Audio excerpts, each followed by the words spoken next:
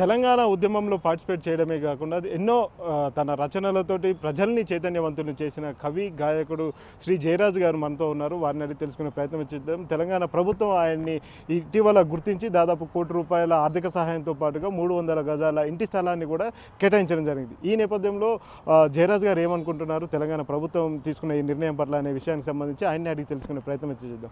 Sir చెప్పండి, తెలంగాణ ప్రభుత్వం ఒక నిర్ణయం తీసుకుంది. దాదాపు ₹1,00,00,000 ఆర్థిక సహాయంతో పాటుగా 300 గజాల ఇంటి స్థలాన్ని ఇవ్వాలని చెప్పేసి నిర్ణయం తీసుకుంది. ఇది ఈ 10 ఏళ్లలో దక్కని గౌరవం ఇప్పుడు దక్కిందని మీరు భావిస్తున్నారా? నిజంగా చాలా ఆనందంగా ఉంది, చాలా సంతోషంగా ఉంది. తెలంగాణ ఉద్యమంలో గద్దరన్న, నేను, గూడంజన్న హోరాహోరీ మనుగూరు నుంచి ఆదిలాబాద్ వరకు పెద్ద ఎత్తున ఉద్యమించాం. భూపాలపల్లి వచ్చిన తర్వాత కర్ఫ్యూ పెట్టి తెల్లగీత గీసి పోలీసులందరూ వందలాది మంది పోలీసులు ఉంటే నేను గద్దరన్న ప్రాణాలకు లెక్క చేయకుండా కర్ఫ్యూని ఛేదించుకొని మేము తుపాకుల్ని ఛేదించి నడిచాం.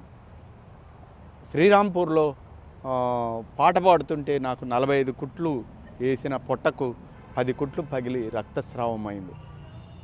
ఇలాంటి త్యాగాలతోటి రక్తం తర్పణ చేసి తెలంగాణ రాష్ట్రం తీసుకొచ్చాం. తెలంగాణ రాష్ట్రం తీసుకొచ్చిన తర్వాత ఆ 10 సంవత్సరాల్లో మాకు దక్కాల్సిన గౌరవం ఏదైతుందో ఒక రకంగా చెప్పాలంటే దక్కలేదు. గూడంజన లాంటి వాళ్ళు కడు పేదరికంలో చనిపోయారు. అలాంటి ఇన్సిడెంట్స్ చూసినప్పుడు చాలా దుఃఖం వచ్చింది మాకు. కానీ 10 సంవత్సరాల తర్వాత వచ్చిన ఈ గవర్నమెంట్, రేవంత్ రెడ్డి గవర్నమెంట్ మమ్మల్ని గుర్తించి అన్నిటికంటే ఈ డబ్బులు, ల్యాండ్స్ ఇవి కావు, మమ్మల్ని ఒక ఉద్యమకారులుగా గుర్తించటం ఏదైతుందో అది వెలగట్టలేంది. అలాంటి గుర్తింపు వచ్చినందుకు నేను ఈ ప్రభుత్వానికి కృతజ్ఞతలు తెలియజేస్తున్నాను. అంటే మీతో పాటుగా చాలామంది ఉద్యమంలో పాల్గొన్నారు. వారందరితో మీరు మాట్లాడడం జరిగింది. ఏమనుకుంటున్నారు వాళ్ళందరూ కూడా చాలా సంతోషంగా ఉన్నారు. అందశ్రీ 10 సంవత్సరాలలో తెలంగాణ గీతం లేకుండానే 10 సంవత్సరాలు, అరే తెలంగాణ కోసం కొట్లాడిన మనకు తెలంగాణ గీతమే లేకుండా 10 సంవత్సరాలు గడిచిపోయింది కదా. ఒక అందశ్రీ ఆ రోజు ఉద్యమంలోనే రాశాడు కదా, మరి అలాంటి గీతాన్ని ఎందుకు పెట్టాలి కదా, లేదు. కనీసం తెలంగాణ తల్లి, తెలంగాణ ప్రజల ఆత్మ గౌరవానికి ప్రతీకైన తెలంగాణ తల్లి విగ్రహం అన్న పెట్టలేదు. అసెంబ్లీలో పెట్టలేదు, సెక్రటేరియట్లో పెట్టలేదు, ఏ కలెక్టరేట్ల ముందు కూడా పెట్టలేదు. 10 సంవత్సరాలు గడిచిపోయింది. తెలంగాణ విగ్రహం పెట్టలేదు, తెలంగాణ పాటను పెట్టలేదు. అతను తెలంగాణ కోసం కొట్లాడిన మాలాంటి వాళ్ళను గుర్తించలేదు. పైగా ఆంధ్ర వాళ్ళందరూ తెలంగాణను వ్యతిరేకించిన వాళ్ళందరూ కూడా మంత్రులయ్యారు, పెద్ద వాళ్ళు అయ్యారు. అసలు తెలంగాణ వచ్చింది ఇందుకోసమేనా అనే విధంగా తెలంగాణ ప్రజలందరూ ఫీల్ అయ్యే విధంగా ఆ పరిపాలన సాగింది.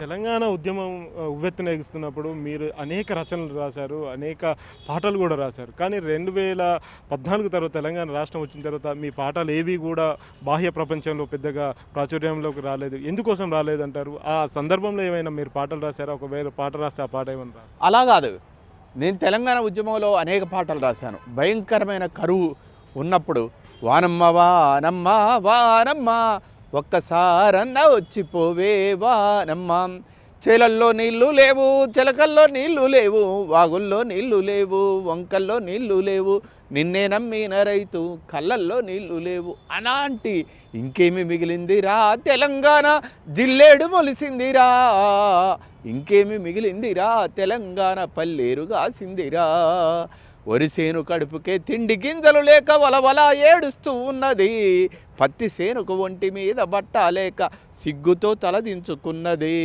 మొక్కజొన్న సంక బిడ్డనెత్తుకొని ఊరిడిసి వలసబోతున్నది, ఇంకేమి మిగిలిందిరా తెలంగాణ జిల్లేడు మొలిసిందిరా, ఇంకేమి మిగిలిందిరా తెలంగాణ పల్లేరు కాసిందిరా.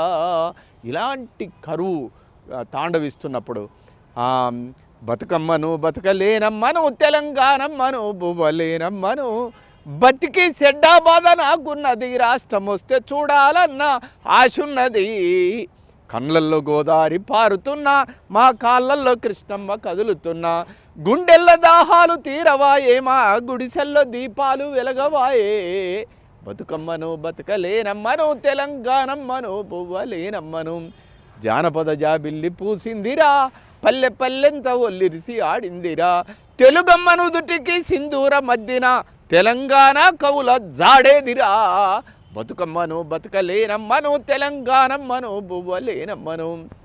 ఇలాంటి వందలాది మంది పాటలు రాశాం. తెలంగాణ ఉద్యమానికంటే ముందు నేను ఫ్యూడల్ వ్యతిరేక దొర వ్యతిరేక పోరాటాలలో పాల్గొన్నాను.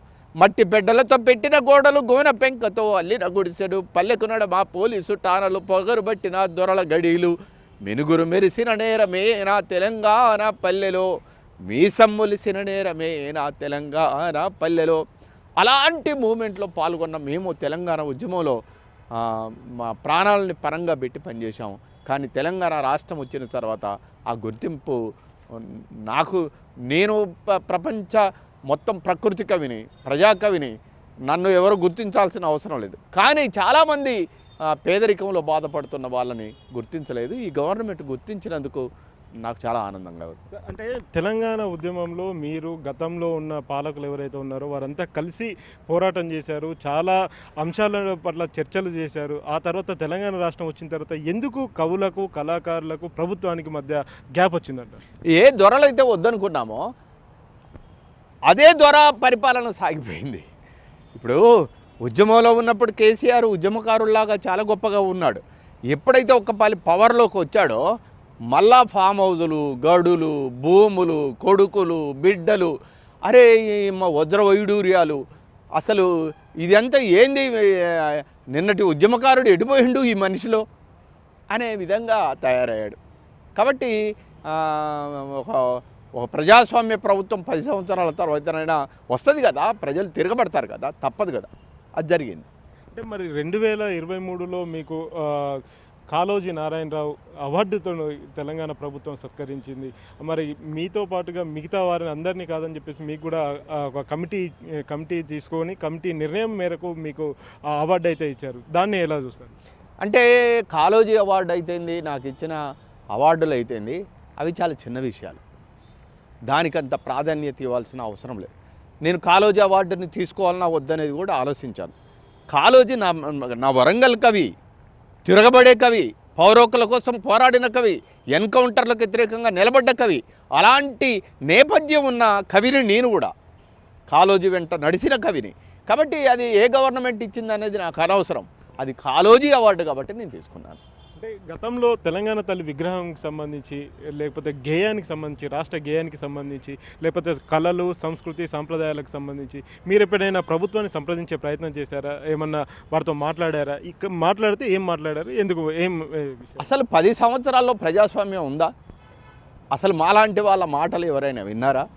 మాలాంటి వాళ్ళ మాటలు కాదు, అసలు ఒక మంత్రి కానీ, ఒక ఎమ్మెల్యేలు కానీ, ఒక సర్పంచ్ కానీ ముఖ్యమంత్రిని కలిసే అవకాశం 10 సంవత్సరాల్లో ఎప్పుడైనా ఉన్నదా? ఉంటే మన సలహాలు వింటారా వాళ్ళు? అంటే అంత అన్డెమోక్రటిక్గా ఒక దొర పరిపాలన సాగింది.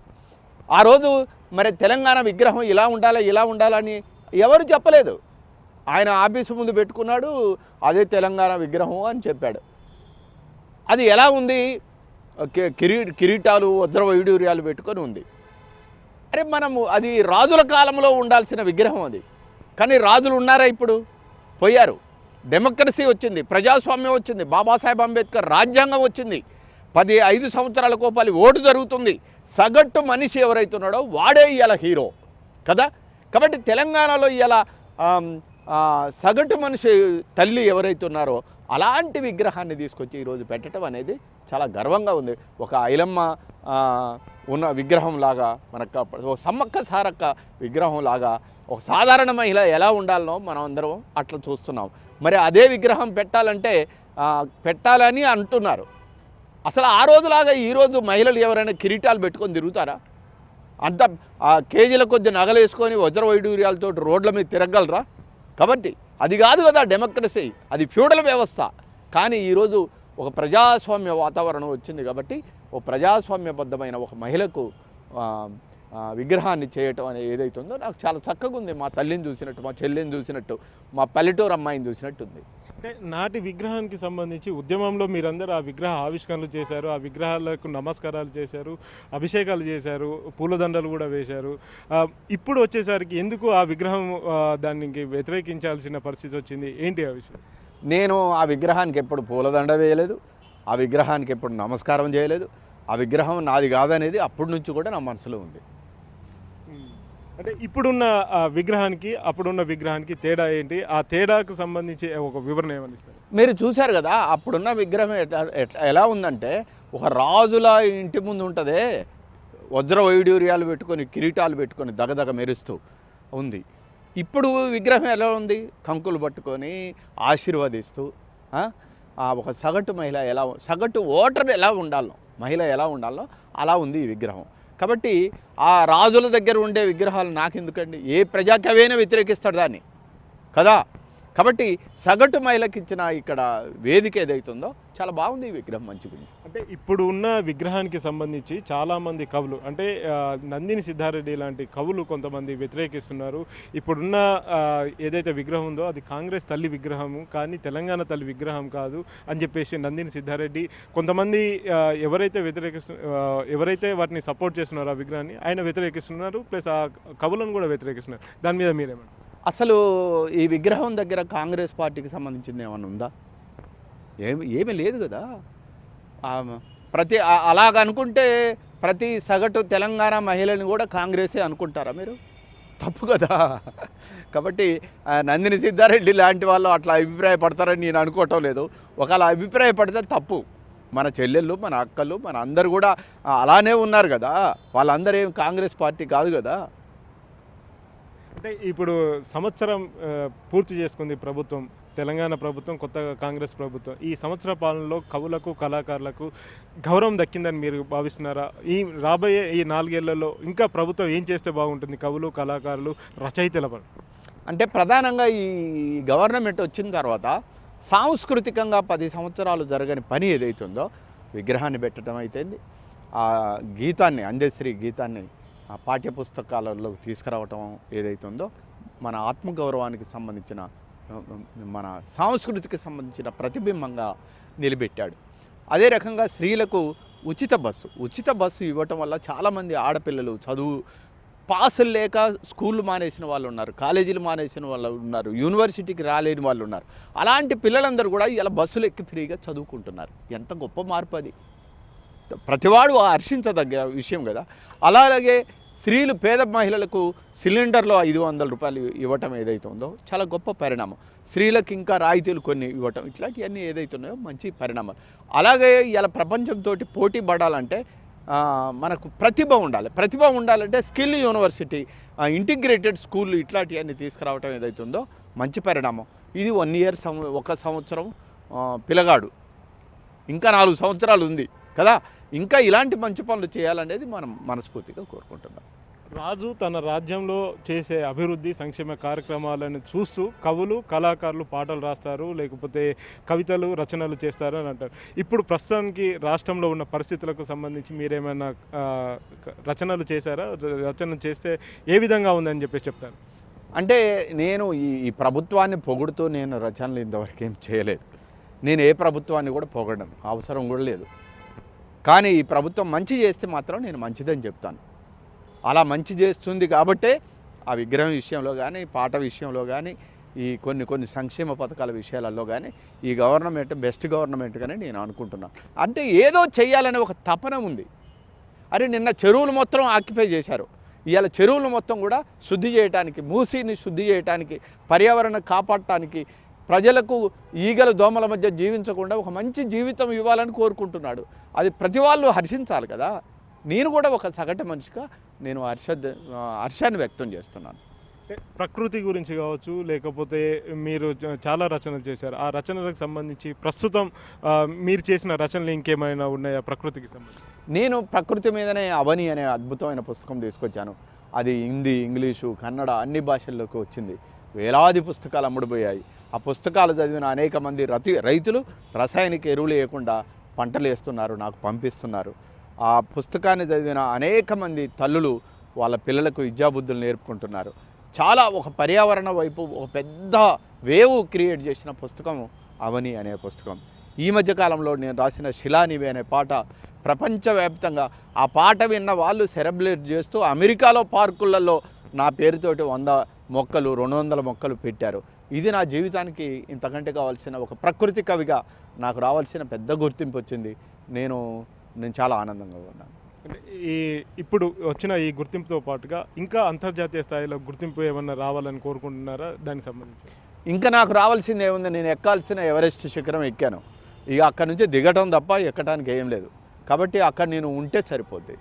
ఆ పాట పాడండి ఒకసారి. ఆ శిలవు నీవే పాట. శిలా నీవే, శిల్పి నీవే, శిల్పము నీవే సృష్టిలో, నిన్ను నువ్వు మలుచుకుంటూ నిలిచిపో చరితలో, పుడమిలో అణువు నీదే, పరవశించుట నేర్చుకో, జీవితం ఇక మళ్ళీ రాదు సార్థకం చేసుకో, శిలా నీవే, శిల్పి నీవే, శిల్పము నీవే సృష్టిలో, గాయపడకుండా హృదయం గేయమవుతుందా, కలత పడకుండా మెదడు కావ్యమవుతుందా, ఉలికి భయపడితే శిలలు శిల్పమవుతాయా, అలకు భయపడితే నావా ధరికి చేరేనా, ఆటుపోటులు ఎదురు దెబ్బలు లేని జీవితం ఉన్నదా, ఓర్పును చవి చూడకుండా మార్పుకు తావున్నదా, శిలా నీవే, శిల్పి నీవే, శిల్పము నీవే సృష్టిలో. చివరిగా తెలంగాణ ప్రభుత్వం మిమ్మల్ని గుర్తించి సన్మానించి సత్కరించే ప్రయత్నం చేస్తుంది కాబట్టి ఇప్పుడు ముఖ్యమంత్రి గారిని కలిస్తే ఏం చెప్తారు? మీరు చేస్తుంది మంచి పని, ఇలాంటి పనులు ఇంకా ధైర్యంగా చేయమనే చెప్తాను. చాలా హ్యాపీ కదా.